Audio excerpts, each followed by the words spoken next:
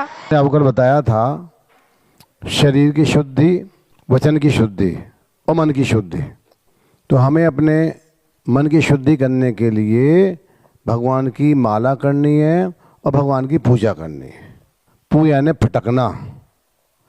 जैसे हम अनाज फटकते हैं तो गंदगी बाहर फेंक देते हैं और बाकी गेहूँ साफ हो जाता है। सभी को सादर जय जिनेंद्र। मैं शाश्वत जैन, हम लोग दमोह से आए। जैसा कि अभी भैया जी ने बताया कि इधर पे लॉकडाउन में जिन बच्चों के माँ बाप नहीं रहे या कोई भी मजबूरी से जो गुजर रहे थे, उनके लिए इधर पे फ्री में पढ़ाई वगैरह और भोजनशाला की व्यवस्था और आजकल के समय में जो कि बहुत कठिन है वो इधर पे दी जा रही है। ये सुनकर बड़ा ही गर्व महसूस होता है कि हमारी जैन समाज में भी ऐसा हो रहा है।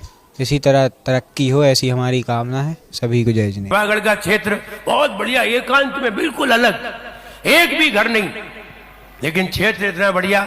बच्चे वहां पढ़ते हैं, पूजन करते हैं। हमने छोटे छोटे बच्चे देखे पूजन करते हुए देखा। हरेनाथ भगवान की वहां प्रतिमा है, शानदार प्रतिमा, प्राचीन। ऐसा लगता है कि यहीं बैठे रहो। जंगल में जब ले गए हमें पहाड़ के ऊपर और हम वहां जाकर के बैठ गए, तो हमने कहा तुम लोग जाओ, हम बाद में आ जाएंगे। वहां बैठने का मन हो गया।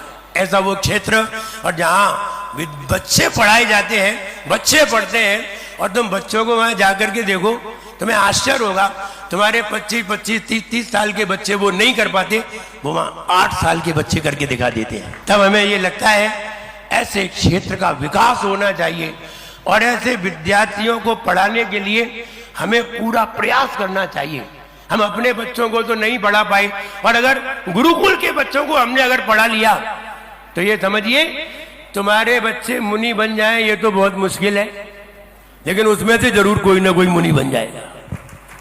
न जाने कौन सा मुनि बन जाए, न जाने कौन सा आचार्य बन जाए, न जाने कौन सा समण परंपरा को आगे बढ़ाता हुआ जिन धर्म की पताका लहरा दे, कुछ नहीं पता है। हमारे जी महाराज बैठे गुरुकुल के, विज्ञ सागर महाराज मुरैना के गुरुकुल के, ये भी वहीं पढ़े हैं। ईश्वर ने तुम्हें समर्थता इसीलिए दी है कि जो समर्थ नहीं है आप उन्हें समर्थ बना दो, इसीलिए तुम्हें समर्थता दी है। इसलिए हम ये कहें, क्षमा वाणी पर इन सभी का हमें खूब ध्यान रखना है। ऐसे क्षेत्रों का भी ध्यान रखना है, विद्यार्थियों का भी ध्यान रखना है, और हमें जितना बन सके हेल्प जरूर करना है।